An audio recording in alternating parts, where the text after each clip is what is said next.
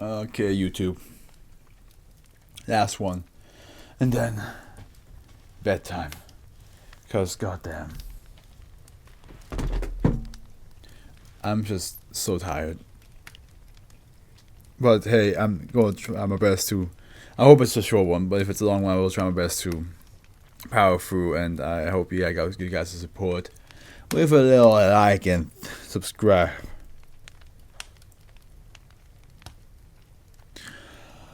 Alright. We're reading Organoid Organism.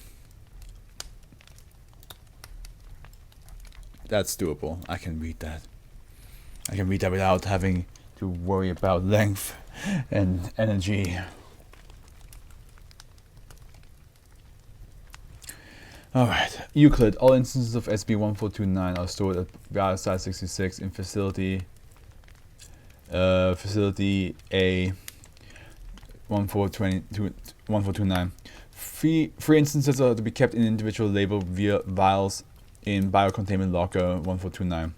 SCP-1429 is considered to be Class A infectious disease.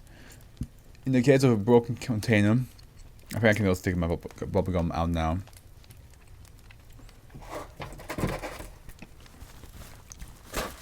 There we go. Because we don't need... I'm going to potentially eat something small before going to bed. In the case of a broken container, all present personnel to restrict themselves to the area and call for the nearest recontainment team. Personnel assigned to SCP-1429 are to be made aware that there is no way to detect SCP-1429 before manifestation, and they will be quarantined until an escaped instance is recovered. No instance of SCP-1429 is to be extracted except for approved testing. Test subjects for SCP-1429 are to be kept in quarantine in specialized human containment suits for the duration of the infection. Upon the manifestation of -B, human test subjects are to be terminated with minimal physical trauma and autopsied for study. When study of given -B appears unlikely to yield further useful information, instance is to be destroyed and SCP-1429 is to be recovered. Testing is not to be undertaken without secure enclosure prepared for an eventual instance of SCP-1429-B. Enclosures must possess multiple angles of surveillance and freshwater source. See document 3A for full requirement. Description: SCP-1429 is a large luminescent amoeboid organism, 5 mm in diameter, of fluorescent blue coloration and unknown origin. Currently 9 instances of SCP-1429 are in the Foundation possession and one has been destroyed through testing. After an incubation period, SCP-1429 causes acute and variable mutation in human tissue. SCP-1429 does not share physical characteristics with any known terrestrial microorganisms and do not appear to have a detectable DNA structure. SCP-1429 does not appear to breed or multiply. Oh, good. That helps. Upon infection, an instance of SCP-1429 will enter a human body painlessly through the skin and settle within a large internal organ, rooting itself and becoming ineffectively undetectable by conventional means. The time between infection and activation varies greatly, with test subjects displaying incubation times between 38 minutes and 8 months to 2 weeks. After this period of time, the instance of SCP-1429 becomes active and causes a series of radical mutations to the infected organ through an unknown process. The organism produces a luminescent web of tissue similar to the nervous tissue around itself, approximately 1 centimeter in diameter. Somewhere within the mutated organs undergo genetic and morphological changes and become ambulatory, growing limbs and simple bodily systems of their own. So effectively becoming independent organisms. These organisms are classified as -B.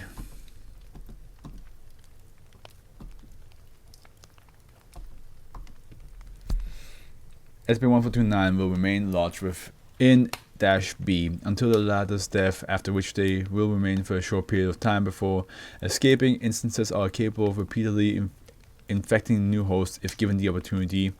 No infections have had exactly the same result. Discovery. All instances of SB1429 were discovered after a series of outbreaks in the central United States over the course of 2 months. In total, 10 civilians have become infected with 10 individual instances of SB1429 and subsequently perished. As per protocol, a standard media purge was undertaken to contain public knowledge of the events.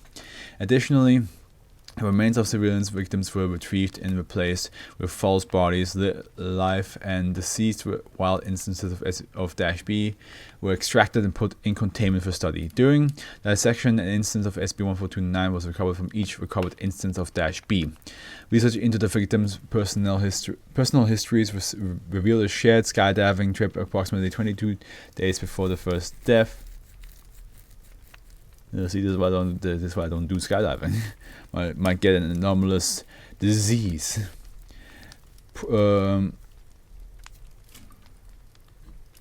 That is not.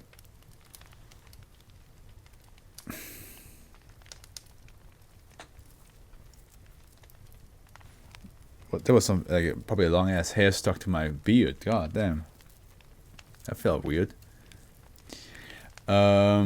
Before the first step, proposal concerning the examination of the Earth's upper atmosphere are pending. Select testing summaries. In 85% of the test cases, the instance of -B succeeded in exiting the host body, often by breaking through the skin. In 12% of test cases, -B remained trapped within the body and caused fatal internal damage to the host. The remaining 3% of tests yield unique responses in subjects to the placement of SB1429 and the nature of the subsequent mutation. A selection of testing summaries have been compiled below. The list contains instances of -B encountered through standard testing and not instances recovered from the field. Test number 1. Incubation 5 days, 4 hours, 3 minutes. Affected organ: liver. Result: host collapsed in pain as organ began to ambulate violently. Organ tore skin and exited the torso before fully converting and causing fatal internal and external trauma. So yeah, -B1.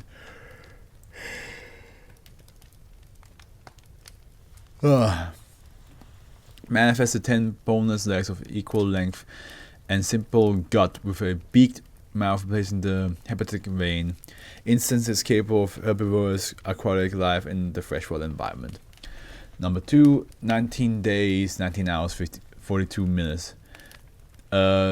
Small intestine. Host collapsed with sudden extreme nausea and vomited entire contents of bowel. Went into shock as intestine began to ambulate. Autopsy revealed significant internal bruising where organ detached itself from blood vessels and digestive tract.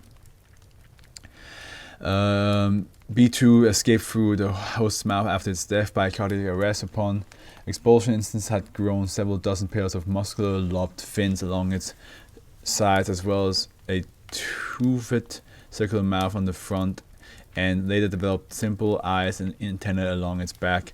Instances of proved highly carnivorous and amphibious. Reminds me of those goddamn worms from Hollow Knight.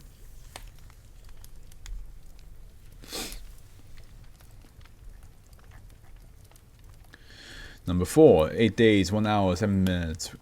Right lung. Host began internal hemorrhage and suffocates as it left. Lung filled with blood. Autopsy released trapped instance of -B. B4 escaped the thoracic cavity. During autopsy, instances had developed a simple muscular web over its surface and a pair of delicate webbed wings, and was capable of limited jumping and gliding action. Accidentally destroyed by surprise coroner's aid as it leaped from the thoracic cavity. My head hurts. Like, my whole body just wants to go to bed. But we had the last one anyway, so. Number 5, 28 days, 2 hours, 58 minutes. Heart and circulatory system. Host collapsed from sudden cessation of blood pressure to the brain. Instance detached itself from the host and escaped through the navel, causing extreme damage to thoracic cavity. B5 consisted of heart and the majority of the circulatory system. Instance possessed muscular webbing with a high level of articulation in larger veins and arteries. Final veins and arteries apparently served as sensory organs. Instance was predatory, having developed a small beak within the inferior vena cava and a simple gut, hunted by ambushing prey, anchoring itself and ripping off pieces of flesh before fleeing. Due to the phenotypical similarities to SCP-466, not 14. Genetic material was compared between the two specimens and found to have multiple ortholog sequences strongly indicating common ancestry. The credibility of this theory is currently unknown. Well, let me just quickly look up what was it, 446? 466, excuse me. Which one that is again. That must have been like before I started posting them on YouTube, right? Maybe. 466. 466 is mobile veins. Ah, yes. It's an image combination of the yeah. Yeah. I remember you now.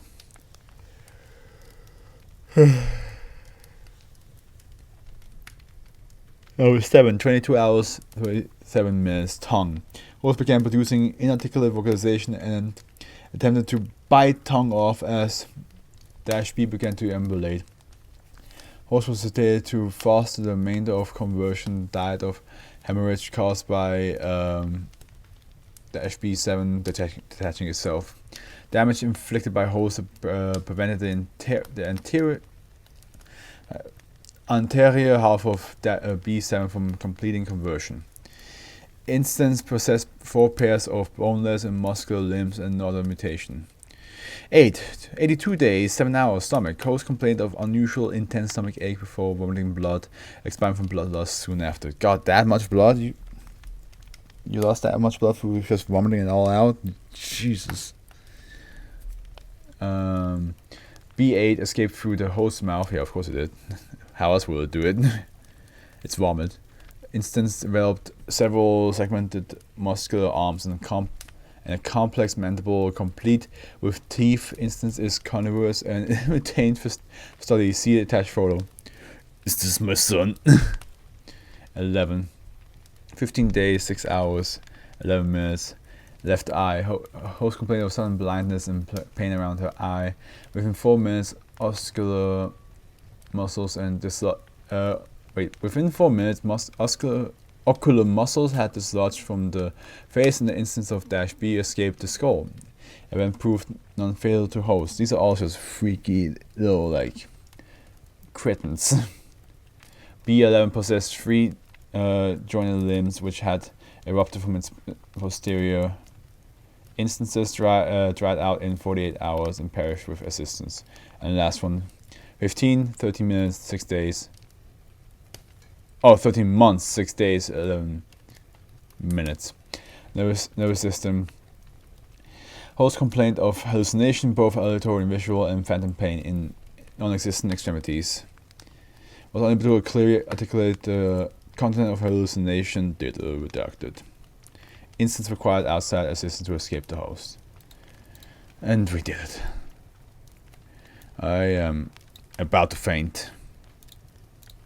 But before we do that, here it is. Here it is. The SCPs from most enjoyed to enjoyed. Star Signals was wild. That took me the longest to read. It was an hour of reading, but it's pretty cool that like it's a book that allows you to technically make your wish come true, but at the same time it does fuck around with everything around you. The unreliable oracle. I think it's just funny, the idea that the oracle like told them things and everybody's like, oh yeah, this thing knows what it's doing. It's an oracle. I can foresee the future. But maybe, just maybe, it's also bullshitting. Quite a lot of planetary core drill bits. I just thought that was like really neat. I just think it's really neat. You just with a drill, just drill through something that has a certain color, and you get like a stuff from the planets, made of stuff from the planets, with like its colors and temperatures and all that stuff. It's nice. It's cool. Patches, what a good boy. What a good boy, Patches. Just of course, it's a shame he can't eat anymore or doesn't heal from any injuries. But it's such a good boy. Such a good boy. Organoid organisms. That one. Everything that is described just reminded me of like Hollow Knight, of how like the infections and like a lot of the monsters that you have to fight in that game. But of course there are other shows and games that make a better reference. But like it reminded me of the worm from Hollow Knight, the one that in the waterway, when you kill it, it splits into two beings and then still tries to like chase after you. Yeah, it's messed up. Don't like that worm. And it also makes a horrible sound when it chases you. So the Yellowstone anomaly. What's Yellowstone? Summer of 76. Yeah, looks like there's a lot of stuff hidden from the year 76, which will, like I written it down. We'll get around August. We get to this. Around August we get to this.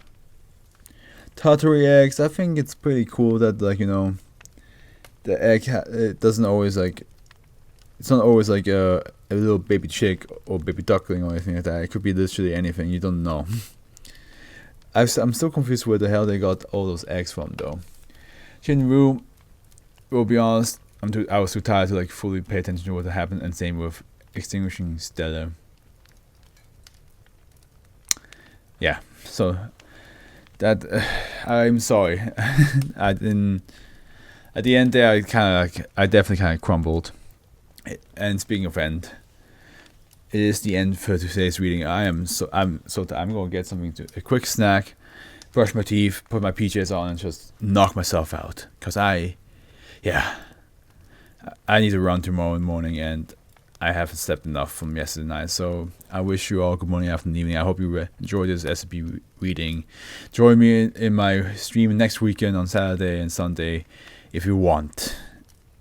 And I'll see you next stream. I think I already wished you good morning, afternoon, evening. If not, I've done it again. I've done it now. And the AfroFluff with you. Bye-bye.